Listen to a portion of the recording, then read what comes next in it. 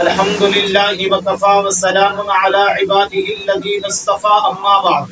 میرے دوستو، سیدنا عثمان غنی رضی اللہ تعالی عنہ وہ صحابی رسول ہیں جن کو لسان نبوت سے بے شمار اعزازات انعامات سے نوازا گیا۔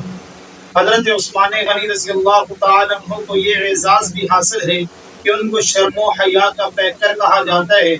سیدنا عثمان غنی رضی اللہ تعالی عنہ کو یہ اعزاز بھی حاصل ہے کہ حضور علیہ السلام کی دو بیٹیاں یکے بعد دیگرے ان کے نکاح میں آئیں، اسی وجہ سے ان کو ذی-النورین یعنی دو نوروں والا کہا جاتا ہے۔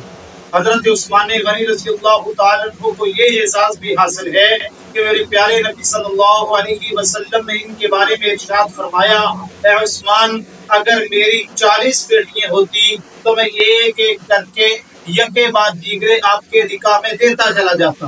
حضرت عثمان غنی رضی اللہ تعالی عنہ کو یہ اعزاز بھی حاصل ہے کہ حضور علیہ السلام نے فرمایا کہ عثمان وہ ہے جس سے آسمان کے فرشتے بھی حیا کرتے ہیں۔ اما عائشہ صدیقہ رضی اللہ تعالی عنہ فرماتی ہیں، ایک مرتبہ رسول اللہ صلی اللہ علیہ وسلم میرے گھر میں تشریف فرما تھے اور اللہ کے نبی لیٹے ہوئے تھے۔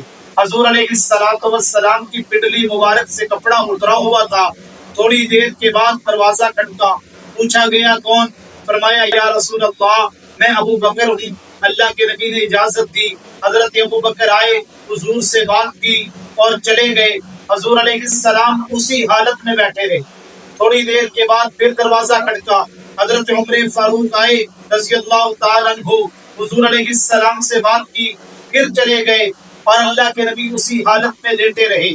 تھوڑی دیر کے بعد پھر دروازہ کھٹکتا ہے، پوچھا جاتا ہے کون؟ فرمایا یا رسول اللہ، آپ کا صحابی حضرت عثمان ابن عفان رضی اللہ تعالی عنہ آپ کے گھر کے پاس حاضر ہے، آپ کی خدمت میں حاضر ہونا چاہتے ہیں۔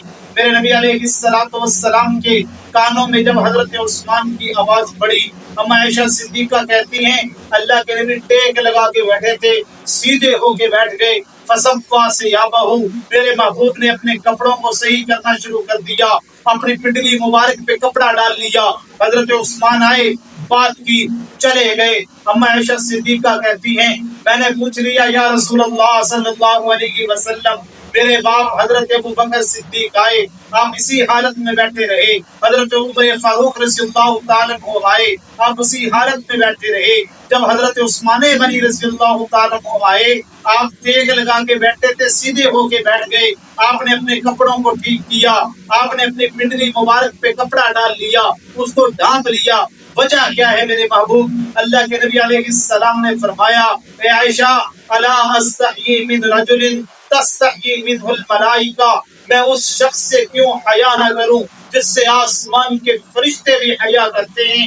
حضرت عثمان غنی رضی اللہ تعالی عنہ کو میرے دوستو یہ اعزاز بھی حاصل ہے کہ میرے پیغمبر نے دنیا کے اندر حضرت عثمان غنی کو جنتی ہونے کی بشارت سنائی۔ ان کو یہ اعزاز بھی حاصل ہے، میرے نبی نے فرمایا لکل نبی رفیق ورفیقی فی الجنت عثمان بن عفان، لوگوں جنت میں ہر نبی کا ایک ساتھی اور دوست ہوگا، میرا ساتھی اور دوست جنت میں میرا عثمان ابن عفان ہوگا۔